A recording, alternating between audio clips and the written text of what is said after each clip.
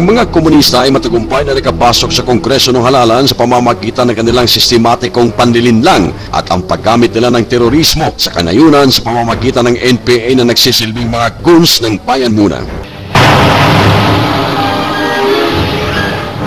Sa kanilang primer, sinabi ng bayan muna na sekundarya lamang ang kanilang pagsali sa eleksyon. Nangunguna pa rin sa kanilang plataforma ang pakikibaka na magmula sa kanayunan bago kubkubin ang kalungsuran. Ang kanilang pagsali sa eleksyon at pagpasok sa gobyerno ay upang suportahan at palakasin ang madugong revolusyon. Di nakapagtataka kung bakit itinataguyod ng bayan muna ang mga propaganda na itinataguyod din ng CPP-NPA. Nagsisinungaling ka na eh. Yung pinakita mong litrato kanina, kagagawa ng NPA yun, nagpakuha lamang na litrato yan eh. Ano yung kanina, yung una mo na. Isa pa, tandaan nyo si Father Yung una mo na eh, ibang sinasabi mo. Saka bigyan kita na, bigyan kita na assurance sa TD. 1987. Nangyari yan sa international media. This was reported widely. Ayan, nandito yung ano. Amnesty International. Alam namin yan ang nangyari dyan. Father Tulio Cavalli. Pabayaan mo man ang salita naman to eh. Pinatay ni Manero. Sige, sabihin mo nga. Bigyan na po natin yung isang propaganda ng CPP-NPA na dala-dala ngayon na sa harap ni Teddy Casino. Bakit?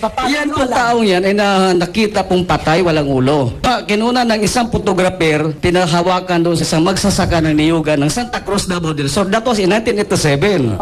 So, ang nangyayari niyan, nung lumabas sa dyaryo kinabukasan, nagre-react kami doon kasi I was in broadcast media before, isa ako sa mga nagre-report yan, kung bakit nagiging membro ng vigilante group, yung magsasaka na yan. Naintindihan namin yan dahil yan ay propaganda ng CPP-NPA. Ang masakit ito, ngayon dala-dala ni Tede Casino, yung propaganda ng CPP-NPA na yan. Hold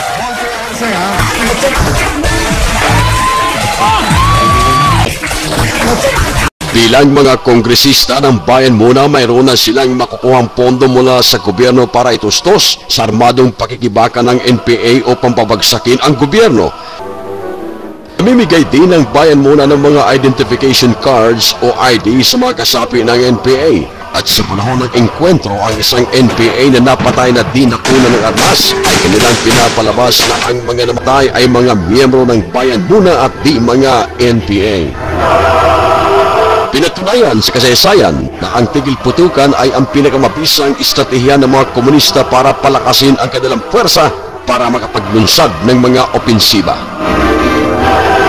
Hindi ito sincero na makamit ang kapayapaan dahil sila mismo ay hindi naniniwala ng pag-agaw sa kapangyarihang politikal ay makakamit sa mapayapang pamamaraan. Kahit si Mao Zedong ay nagsabi na ang kapayapaan ay makakamit lamang pagkatapos ng isang madugong revolusyon. Sa panahon ng ceasefire, ang mga isyong tinatalakay ay ang tungkol sa reforma sa lupa, demokrasya, hustisya, kapayapaan at karapatang pangtao. Ang naturang mga usapin ay mahirap iugnay lalo na't magkaiba ang interpretasyon ng bawat panig. Para sa mga komunista, ang demokrasya ay nangangahulugan man ng diktadoryang komunista.